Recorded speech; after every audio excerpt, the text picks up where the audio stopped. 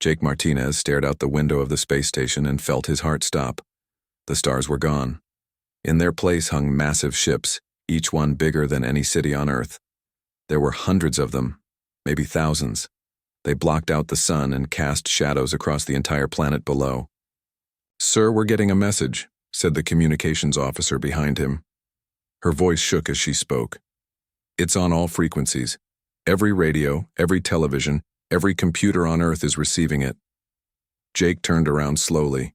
He commanded the Earth Defense Force, but right now he felt completely helpless. His ships were tiny compared to what filled the sky. His weapons were like throwing rocks at mountains.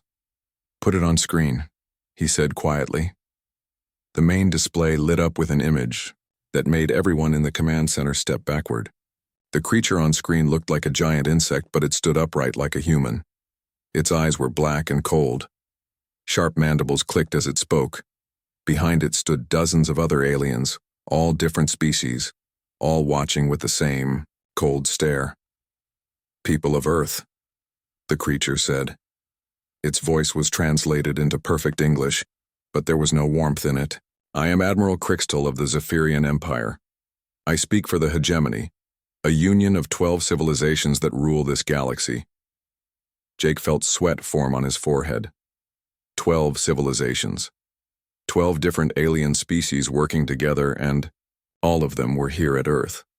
"We have been watching your species for many years," Admiral Crixtal continued. "We have seen your wars. We have seen your violence.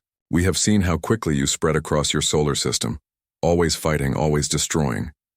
You are a threat to galactic peace." The alien paused and leaned forward.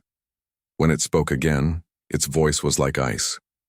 "Therefore, the Hegemony has decided that humanity must be contained. You have 72 hours to surrender completely. You will abandon Earth. You will give up all your weapons. You will accept transport to prison worlds where you can live under our supervision." Jake's hands formed fists. Around him, officers whispered to each other in fear and anger. Some were already crying. Others just stared at the screen in shock. "If you refuse," the alien continued, "we will demonstrate our power by destroying your largest cities. After that, we will take your planet by force. Your choice is simple. Surrender now and live, or resist and die." The screen went black. For a long moment, nobody in the command center moved. Then everyone started talking at once. Officers shouted orders. Communication systems buzzed with incoming calls. Alarms began to sound. Jake looked out the window again at the alien fleet. Each ship bristled with weapons that could probably destroy entire continents. He had spent his whole life preparing to defend Earth, but he had never imagined anything like this. His personal communicator buzzed. The caller ID showed President Rodriguez, emergency line. "Commander Martinez," came the president's voice. She sounded calm, but Jake could hear the tension underneath. "I need you at the White House immediately. We're calling an emergency meeting with all world leaders."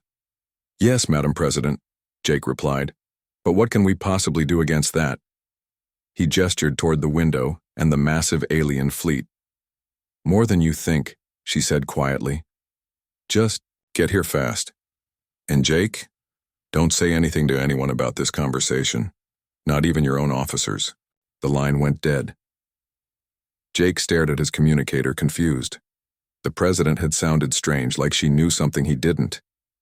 But what could she possibly know that would help against 12 alien civilizations? "Sir?" His second in command, Captain Lisa Wong, approached him. "What are your orders?" Jake looked at her worried face, then at all the other officers waiting for him to tell them what to do. These were good people, brave people who had dedicated their lives to protecting Earth. Now they were all looking to him for answers he didn't have. "Continue monitoring the alien fleet," he said finally. "Send all our intelligence to Earth Command and—" He paused, remembering the president's words. "And prepare for immediate evacuation to Earth. We're shutting down the station." "Captain," Wong's eyes widened. "Sir, we're abandoning our post?" "No," Jake said firmly. "We're regrouping. There's a meeting I need to attend." As his officers scrambled to follow orders, Jake took one last look at the alien ships. They hung in space like a swarm of metal wasps, patient and deadly. Soon they would start their countdown. 72 hours. 3 days for humanity to decide between slavery and death. But something in the president's voice nagged at him. She had sounded too calm for someone facing the end of human civilization. She had sounded like someone who had a plan. 2 hours. Later, Jake sat in a shuttle heading toward Earth. Behind him, the space station powered down and went dark. Around the planet, he could see other human ships and stations doing the same thing. It looked like humanity was already giving up. But as his shuttle entered Earth's atmosphere, Jake noticed something odd. The major spaceports were busy launching, ships just like the news was reporting, refugee ships carrying civilians to safety. But there were other ships too, smaller ones that seemed to be heading in different directions. Ships that didn't match any civilian design he knew. Jake frowned. Those ships were moving with military precision, but they weren't part of any official evacuation plan he had been told about. What was really going on? The shuttle touched down at Andrews Air Force Base just as the sun was setting. As Jake stepped out, he noticed unusual activity everywhere. Soldiers were moving equipment he didn't recognize. Trucks with covered cargo drove in and out of underground entrances he had never seen before. Everyone moved with purpose, like they were following a plan that had been prepared long ago. A black car waited for him at the landing pad. The driver was a young woman in a military uniform he didn't recognize. "Commander Martinez," she said. "I'm Lieutenant Sarah Bell. Dr. Nathan Price is waiting for you."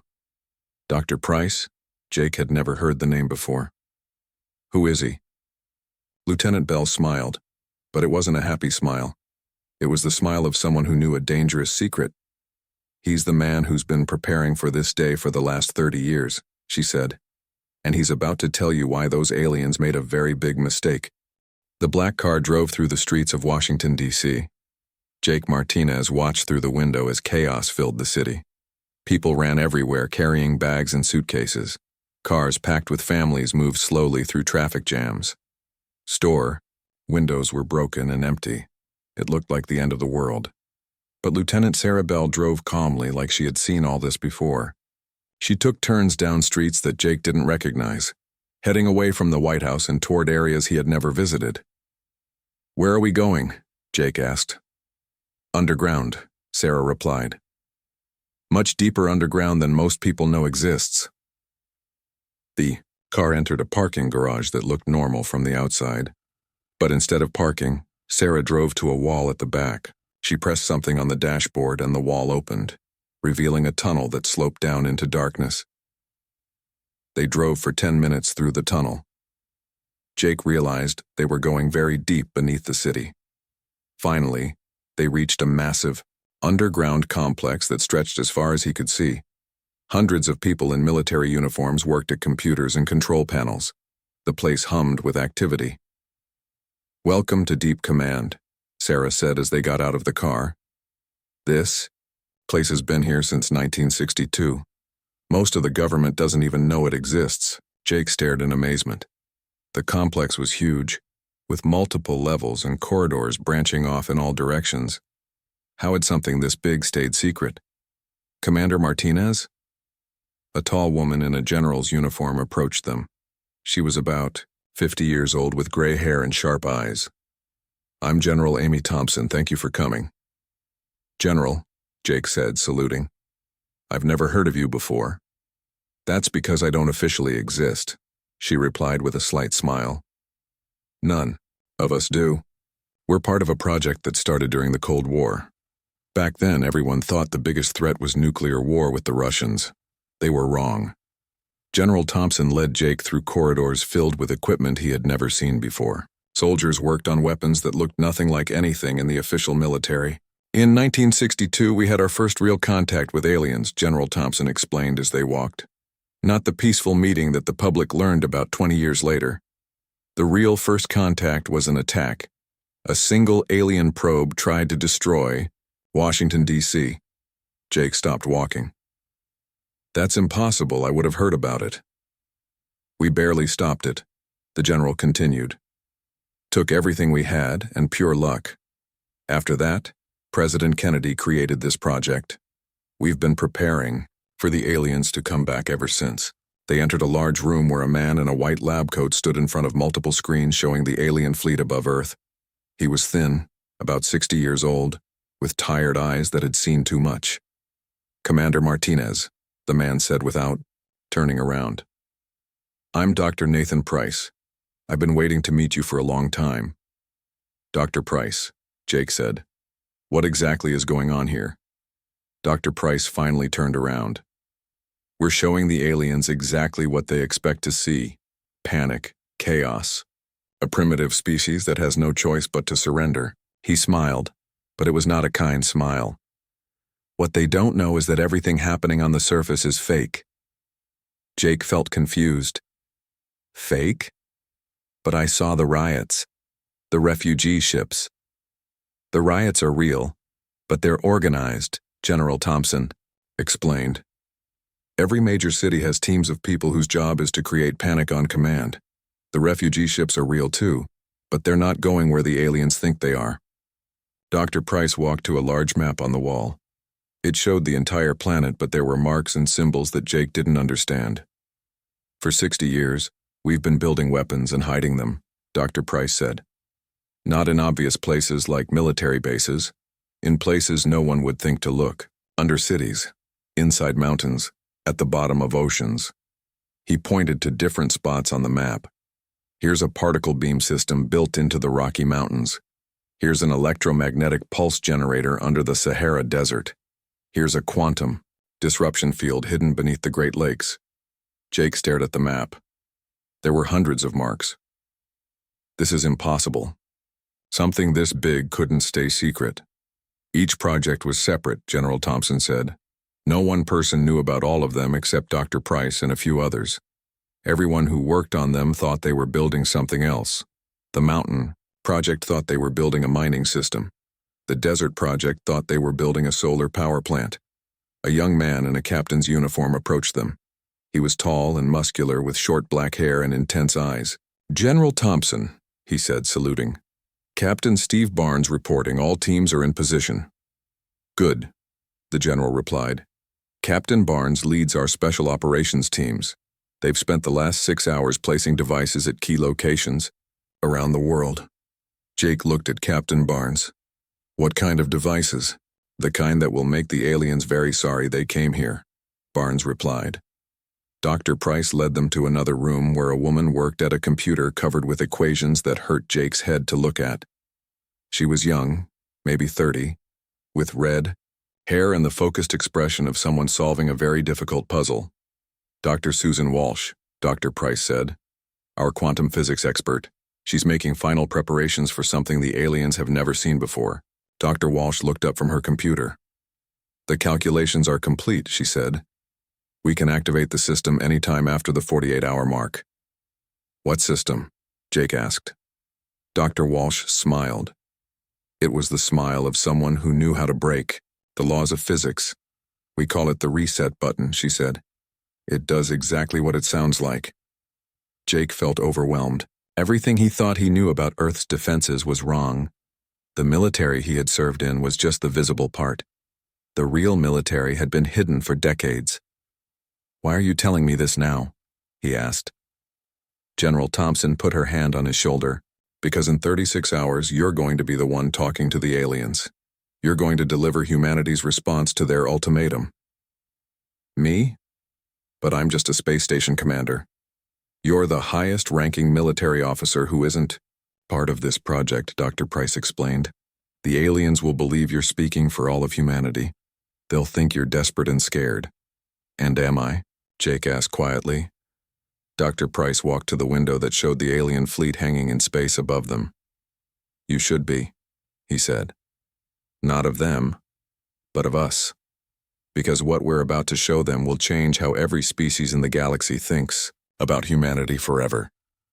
Outside the window, the alien ships waited patiently for humanity's surrender. They had no idea that beneath their feet, humanity was preparing to teach them why young, aggressive species should never be underestimated. The countdown continued. 60 hours left. Jake Martinez was about to learn that humans didn't just fight, Wars. They fought wars in ways that made sure their enemies never wanted to fight them again. 48 hours remained on the alien countdown. High above Earth, Admiral Krikstal stood on the bridge of his flagship and watched the chaos below. Human cities burned with riots. Ships fled the planet carrying screaming refugees. The news, broadcasts showed their leaders preparing surrender documents. Pathetic. Krikstal clicked his mandibles in satisfaction. Look how quickly they break. 12 hours of pressure and they're already begging for mercy. His tactical officer, a reptilian, creature from the Vorthak Empire, hissed in agreement. Should we begin the demonstration attack, Admiral? Destroying one of their cities might speed up their surrender. Krikstal considered this. The hegemony had planned to vaporize New York City as a show of force. It would prove to the humans that resistance was hopeless. But perhaps it wasn't necessary.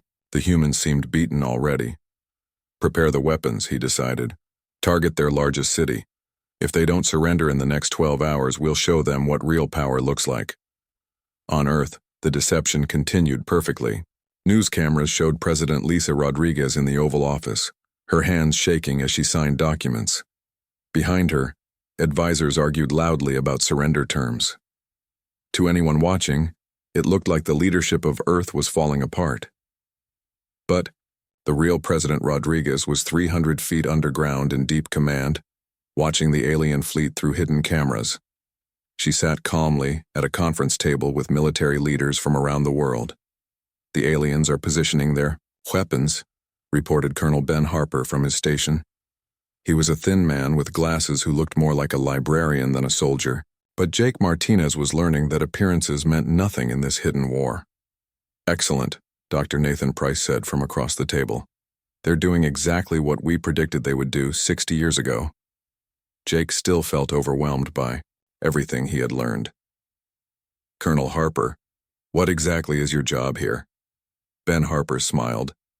I manage our satellite network, the real one, not the communication satellites the aliens can see. He pressed a button and the main screen showed space around Earth. To Jake, it looked empty except for the alien ships. Computer, highlight hidden assets, Harper said. Suddenly the screen filled with red dots. There were thousands of them, scattered, throughout Earth's orbital space. Some were close to the planet. Others were far out near the moon. What are those? Jake asked. Weapons platforms, Harper replied. We've been putting them up there for 40 years. The aliens think they're looking at space junk and old satellites. They have no idea that every piece of debris around this planet is actually a gun pointed at them.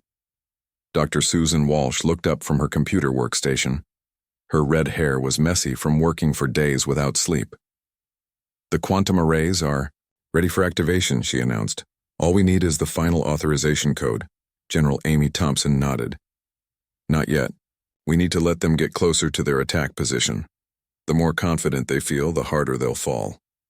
In another part of the complex, Captain Steve Barnes supervised teams of soldiers who were making final preparations. Each team had spent years training for this moment, but none of them had known what they were really training for until today. Team Alpha, report, Barnes spoke into his radio. Device planted and armed in New York subway system, came the reply. Team Beta, report. Device planted and armed in London Underground. Team Charlie, report. Device planted and armed in Tokyo Metro. Barnes nodded with satisfaction. His teams had placed identical devices in every major city on Earth. The aliens would never suspect that the cities they planned to destroy were actually traps. Jake watched all this activity with growing amazement. How many people know about this project? More than you'd think, fewer than you'd fear, Dr. Price replied. Every major government has contributed something, but most of the contributors don't know what they're really building. He showed Jake a thick folder. This is a list of companies that have unknowingly helped us. Boeing thinks they built us airplane parts. General Electric thinks they built us power generators. Microsoft thinks they wrote us computer programs. None of them know they actually built components for weapons that don't officially exist. Engineer Katie Morrison approached their table. She was a young woman with oil-stained coveralls and tired eyes. Dr. Price, the quantum tunneling arrays are calibrated and ready. We can hit any target in the galaxy now. Target in the galaxy? Jake repeated. You mean we can attack the alien homeworlds? Katie smiled. We can do more than attack them. We can put weapons right in their living rooms without them knowing how we did it. The main screen showed news footage from around the world. In every major city, crowds of people ran through the streets carrying their belongings. Families hugged each other goodbye at spaceports. Children cried as their parents tried to explain why they had to leave their homes. But Jake was starting to understand that none of it was real, not the way it appeared. The refugee ships, he said slowly. Where are they really going? General Thompson pulled up another display. It showed the paths of hundreds of ships leaving Earth. But instead of fleeing to other star systems, they were all heading to hidden bases throughout the solar system.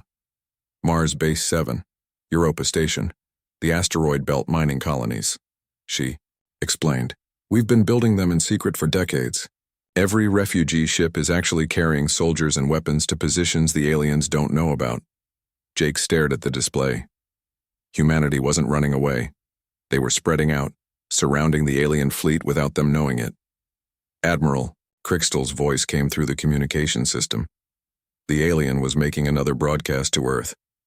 Humans, the insect-like creature said, we see your chaos. We see your fear. This pleases us. You have 24 hours remaining. If you do not surrender completely, we will demonstrate our power by destroying your city called New York. After that, we will destroy one city every hour until you submit. The broadcast ended. Dr. Price stood up and straightened his lab coat. Perfect. He's given us exactly the opening we need. What do you mean? Jake asked. Dr. Susan Walsh looked up from her computer with a smile that would have scared the aliens if they could see it. He just told us exactly where he's going to position his ships for the attack, she said. And we've been waiting 60 years for them to make that mistake. Colonel Harper began typing commands into his computer. On the screen, the thousands of hidden weapons platforms around Earth began to move. They shifted position so slowly that the aliens wouldn't notice, but they were all aiming at the same target. The alien flagship? Countdown to activation, General Thompson announced. T-minus 12 hours and counting. Jake Martinez realized that he was about to witness something that would change the balance of power in the galaxy forever. The aliens thought they were hunting sheep. They were about to discover they had walked into a trap set by wolves. 12 hours remained on the alien countdown. Admiral Crixtal stood on his flagship's bridge, watching his weapons charge for the demonstration attack. Below him, New York City sparkled in the morning sun, completely unaware that it would be ash within the hour. Weapons at full power, Admiral, reported his tactical officer. We can vaporize their entire city with one shot. Crixtal clicked his mandibles in satisfaction. Do it. Show these primitive humans what happens when they defy the hegemony. The massive alien weapon powered up. Energy built inside the ship's main cannon. Enough power to turn mountains into dust. Every alien on the bridge watched the targeting display as it locked onto the center of New York City. Firing in 3, 2, 1. Fire. The weapon discharged. A beam of pure energy shot down toward Earth, bright enough to blind anyone who looked at it directly. It should have destroyed everything in a 50-mile circle. Instead, the beam simply stopped. 10 miles above New York City, it hit something invisible and scattered in all directions like light hitting a mirror. The energy spread harmlessly into space, leaving the city completely untouched. Admiral Crixtal stared at his displays in shock. What happened? Why didn't our weapon work? His technical officer frantically checked the systems. Sir, our weapon fired perfectly, but something blocked it. Some kind of shield we've never seen before. On Earth, deep underground in the command center, General Amy Thompson smiled as she watched the alien weapon fail. Shield generators activated successfully, reported Colonel Ben Harper. Their weapon can't touch us. Dr. Nathan Price stood up from his chair. Phase 1 complete. Time for Phase 2. He walked to a communication console and pressed a button. Around the world, every television, radio, and computer screen activated at the same time. But this time, it wasn't Admiral Crixtal speaking. To humanity, It was President Lisa Rodriguez speaking to the aliens. "Admiral Kriegstall," the president said calmly. She stood in the deep command center, no longer pretending to be afraid. "I think there's been a misunderstanding. High above, every alien on every ship stopped what they were doing. They had expected panic from the humans after their demonstration attack. Instead, they were looking at a human leader who seemed completely calm. You seem to think we're a primitive species that just discovered spaceflight," President Rodriguez continued. "You're wrong. We've been traveling in space for longer than you know. We've been watching you too." Admiral Kriegstall felt something cold form in his stomach. This was not how the humans were supposed to react. "You made a mistake when you decided to threaten us," the president said. "You assumed that because we're young we must be weak. You assumed that because we fight among ourselves we can't fight together against outsiders. You were wrong about both things." In the deep command center, Dr. Susan Walsh began typing commands into her computer. The quantum tunneling arrays that engineer Katie Morrison had prepared began to activate. "What you're about to see," President Rodriguez continued, "is what happens when you threaten a species that has spent 60 years preparing for this exact moment." Dr. Walsh pressed a final button.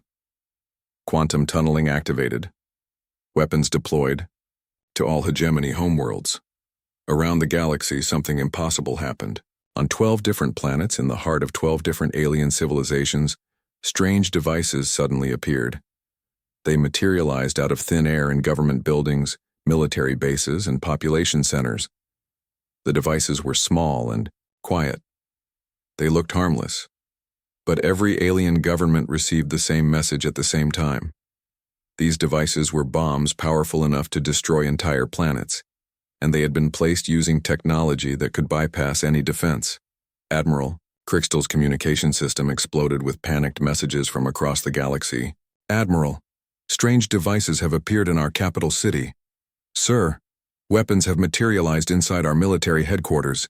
Emergency. Unknown technology has bypassed all our shields." Kriegstall felt his confidence crumble. How was this possible? Humans had only been in space for a few decades. How could they have technology that his ancient civilization had never seen? President Rodriguez continued her broadcast. "You have 1 hour to withdraw completely from human space. If you refuse, those devices will activate. But that's just our first response." She paused and smiled. It was not a nice smile. "Our second response is much worse."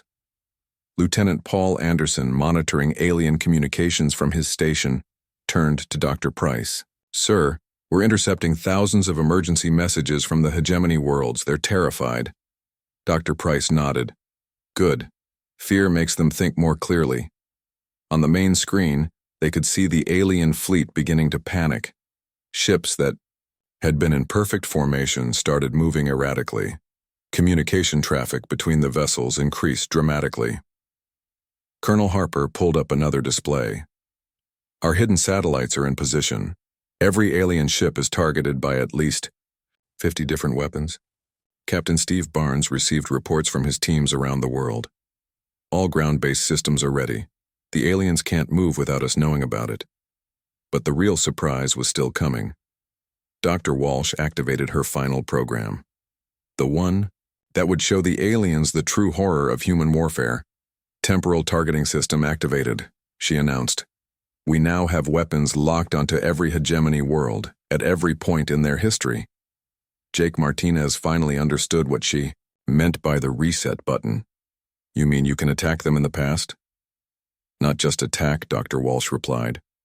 "We can erase them from history completely. If they force us to use this weapon, it won't just destroy their planets. It will make it so they never existed at all." President Rodriguez delivered humanity's final ultimatum to the aliens. "Admiral Kriegstall, you came here thinking you were the strongest species in the galaxy. You were wrong. You came here thinking humans were primitive and weak. You were wrong about that too." She leaned forward, and her voice became as cold as space itself. "We don't just fight wars, Admiral. We fight wars in ways that ensure our enemies can never threaten us again. You have 1 hour to withdraw. If you don't, we will demonstrate what it really means to anger the human race." The broadcast ended. Admiral Kriegstall stared at the screen in complete silence. Around him, his officers waited for orders they hoped would never come. For the first time in his life, the great admiral of the hegemony fleet was truly afraid. The countdown continued. 1 hour remaining. But now it was the aliens who were counting down to their own destruction. 1 hour remained. Admiral Kriegstall paced his bridge like a caged animal. Around him, his officers watched displays showing the impossible. Weapons had appeared on every hegemony world without warning. Human technology that shouldn't exist was pointing at the heart of 12 civilizations. "Admiral," his communications officer said quietly, "the High Council is demanding answers. They want to know how primitive humans got weapons past our defenses." Kriegstall stopped pacing. The truth was starting to sink in. Humans weren't primitive. They had been lying about everything. "Sir," his tactical officer reported, "we're detecting massive energy signatures from around Earth. Whatever the humans have hidden up there is powering up." On the main display, space around Earth began to change. Thousands of objects that had looked like space junk were now glowing with power. Ancient satellites that should have been dead were moving into attack positions. Asteroids that had been drifting peacefully for years suddenly sprouted weapon systems. "How many weapons are there?" Kriegstall whispered. "We count over 15,000 individual targeting systems, sir. All pointed at us." Deep underground on Earth, Dr. Nathan Price watched the alien fleet's growing panic with satisfaction. Everything was going exactly as planned. "Dr. Walsh," he said to the red-haired physicist, "show them what we can really do." Dr. Susan Walsh smiled and activated her computer. On worlds across the galaxy, the small devices that had appeared in alien cities began to display holographic messages. Each message showed the same thing: complete historical data about that world's civilization, every war they had fought, every secret they had kept, every weakness they thought no one knew about. "How do we know all this about them?" Jake Martinez asked. "We've been watching them for 60 years, Dr. Price explained. Every time they sent scouts to look at us, we sent scouts to look at them. They thought they were studying primitive humans. We were studying 12 advanced civilizations and learning how to beat every one of them." Captain Steve Barnes received a final report from his teams. "All systems green across the globe. Every major city is armed and ready." General Amy Thompson looked at the countdown timer. 45 minutes remaining. "Send the final message," she ordered. President Lisa Rodriguez appeared on screens throughout the alien fleet. But she wasn't alone this time. Behind her stood representatives from every major nation on Earth. They all looked calm and determined. "Admiral Kriegstall," the president began, "we need to explain something about human nature that you clearly don't understand." She gestured to the people behind her. "You've spent years watching us fight each other. You saw our wars and thought we were chaotic and weak. You were half right. We are chaotic. But that's not a weakness. It's our greatest strength." Dr. Price stepped forward. "Every species in your hegemony evolved on one world with limited resources. You learned to cooperate early because you had to. Humans evolved differently. We learned to compete with everything, including each other. That made us very good at war." Colonel Ben Harper pulled up displays showing human history. "In the last century alone, we fought 2 world wars that killed millions of people. We created weapons that could destroy our entire planet. Most species would see this as proof that we're too dangerous to exist. They would be right." Jake Martinez was beginning to understand the real message they were sending to the aliens. Engineer Katie Morrison continued the explanation. "But here's what you missed, Admiral. Every time we create a weapon, we also create a defense against it. Every time we fight a war, we learn how to fight the next war better. We don't just adapt to threats. We prepare for threats that don't exist yet." President Rodriguez stepped forward again. "You came here thinking you were facing a young species that just learned to fly between stars. You were wrong. We didn't just learn to fly between stars.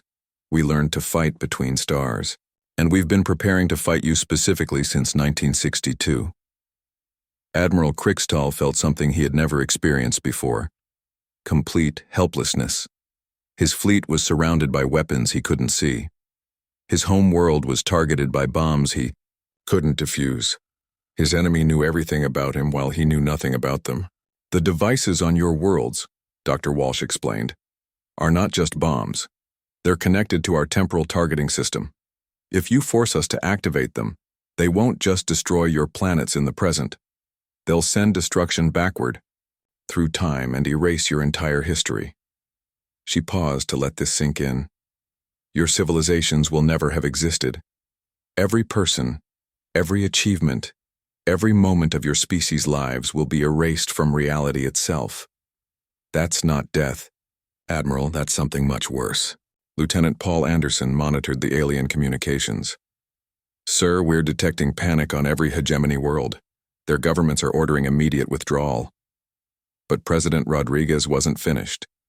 Here's the part that should really scare you, she said. Everything you've seen today is just our backup plan. Our real weapons are still classified. What we've shown you represents about 10% of our actual military capability. Jake Martinez stared at her. 10%? Dr. Price nodded grimly. The temporal bombs, the quantum tunneling, the hidden satellite network, all of that is just what we built to deal with threats like this. Our primary weapons are designed for much bigger problems. What could be bigger than this? Jake asked.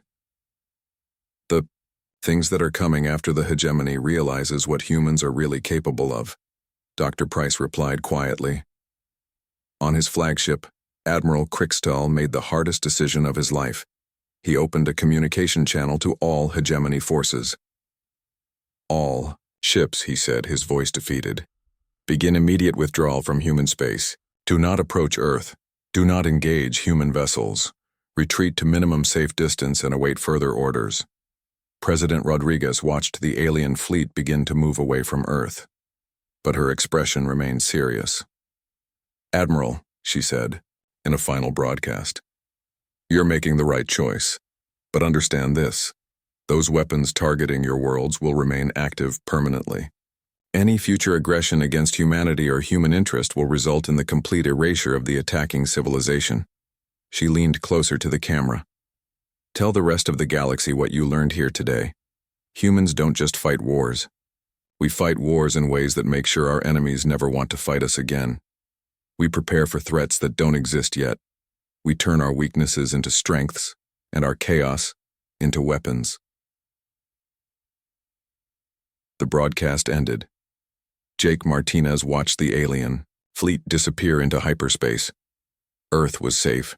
Humanity had won without firing a single shot. But as he looked around the command center at all the secret weapons and hidden technologies, he realized something that made him shiver. The aliens had been right about one thing. Humanity was dangerous, maybe too dangerous. Dr. Price seemed to read his thoughts. Don't worry, Commander, he said quietly. We only use these weapons on species that threaten us first. He smiled, but it wasn't a comforting smile. The trick is making sure no one ever wants to threaten us again. Earth spun peacefully in space, looking just as beautiful and innocent as it always had. But now the galaxy knew the truth. Humanity was awake, and humanity was watching.